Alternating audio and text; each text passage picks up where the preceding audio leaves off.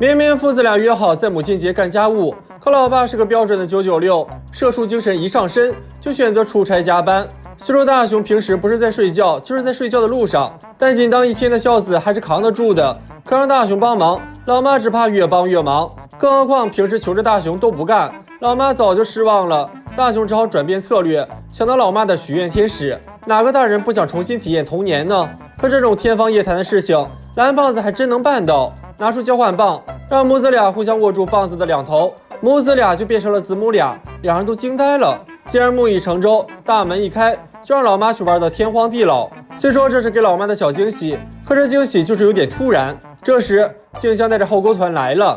老妈本欲拒绝儿媳妇的好意，可20年没打的排球诱惑性太大，老妈的球技堪比专业，毕竟这个身体很年轻。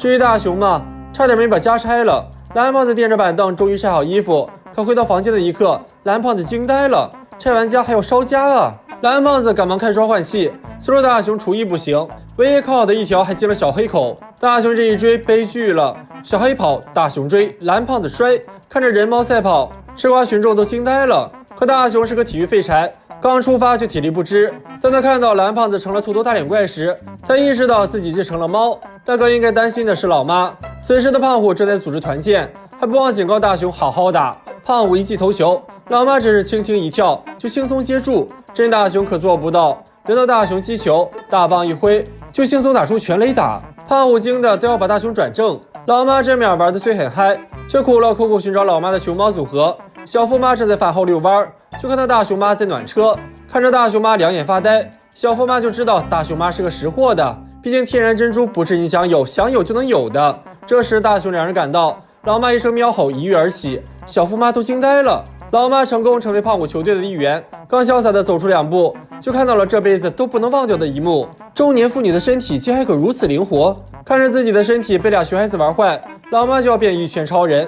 可当得知真相后，老妈首先担心的不是大儿子，而是自己是否会社死。此时传来胖虎一声惊叫，待3人赶到时，就看到老妈在炸毛，归根到底还是那盆狗粮。老妈真是羞红了中年妇女的老脸。3人3个飞扑，当着虎父2人的面玩起了你追我赶。蓝胖子他追，大雄他挡，老妈他跳。看着别人家老妈飞檐走壁，虎父2人都惊呆了。虽奋力追赶，可小黑速度太快，蓝胖子只好带上竹蜻蜓，想从空中追捕。可小黑走位风骚，蓝胖子没刹住车，直接用250斤的身躯砸出万米深坑。看着小黑当街丑态，老妈只怕从此没脸出门。蓝胖子只好拿出终极武器逗猫棒，还没出手自己先中招，逗猫的任务只好由老妈来接盘。趁着小黑吃手的间隙，3人出动了。老妈逗猫棒一出，小黑立刻无条件投降。蓝胖子大网一挥，成功抓住了小黑。可女帝老妈的脸让大雄怂了，小黑再次逃脱，大雄成了喵星人，还得被铲屎官说教。但母亲节必定有惊喜，老妈被老爸捡了回来，灾难终于解除了。当了一天老妈的大雄也终于能体会老妈的辛苦，老爸也在母亲节的晚上送来了体贴。那么小伙伴们都知道母亲的生日是哪天吗？不要走开，下集更精彩。大雄背着小伙伴们粉屋藏娇，还上来就脱人家衣服，胖虎岂能允许这种事情发生？放开那个女孩，让我来！入目动漫大雄已经3刷了，点赞留言关注也都点了。听说等不及明天的视频，蓝胖子预感不妙，拔腿就跑。原来大雄居然是想看未来的漫画，蓝胖子只好跑去师兄那里偷拿了过来。虽说的确是100年后的，但还没巴掌大，怎么看？蓝胖子让他先打开再说。大雄直接被变大 N 倍的书拱翻，而且上面的图案能动还有配音。不仅如此，还有人气漫画长胖子和方胖子、超能力妈妈等一系列有趣的故事。接下来就要看附录了。大雄看到数学名师，还以为会有作业答案，但那题目让人直呼未来的小学生也太卷了。蓝胖子看脑筋急转弯，乐得在地上打滚。大雄本想小试身手，却认清了自己是个负智商。听说未来的剪纸都带飞天功能，大雄觉得自己又行了。可谁说剪纸就不用动脑子了？蓝胖子看他做的和咸菜一样，就让他换成最简单的降落伞。可做出来了也得揣口袋里，然后从刚才坐的飞机上跳下来才能用，真是扎心。蓝胖子只能把自己的给他。大雄看了2眼，真的被纸糊的飞机带飞了。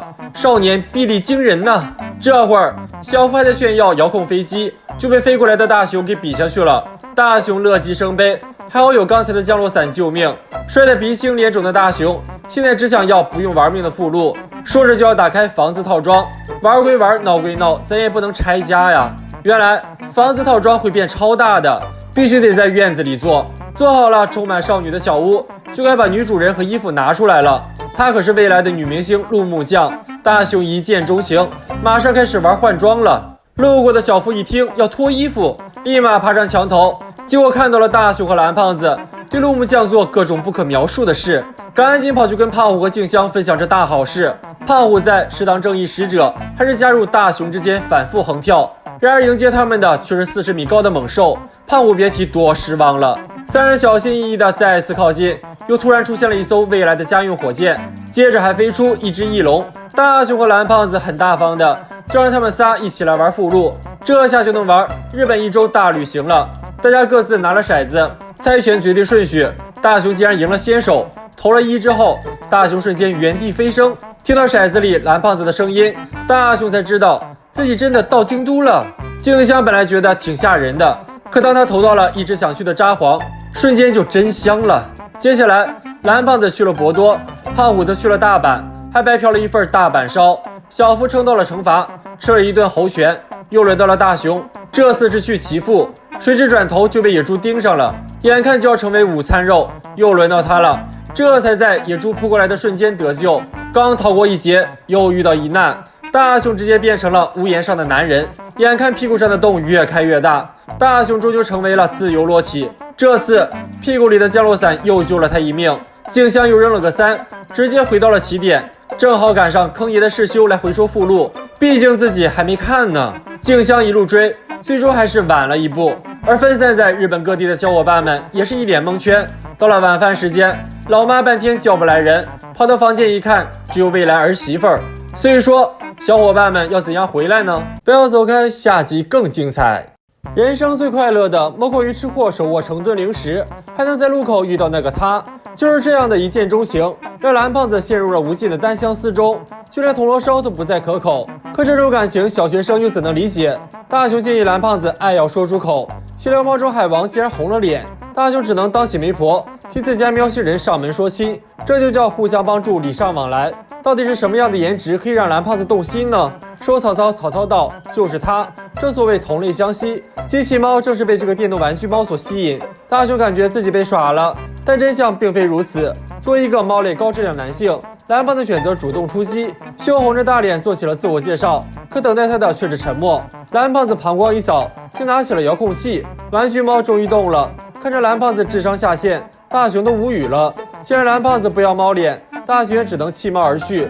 蓝胖子发情的这一幕，恰巧被猫主人看到。就在蓝胖子决定迈出脚步，跟小咪从朋友转变到情侣时，背后的一双大手阻挡了蓝胖子奔现的路。明明是相爱的2只猫，可主人并不打算成全，关闭大门的同时，也斩断了这份跨越物种的爱。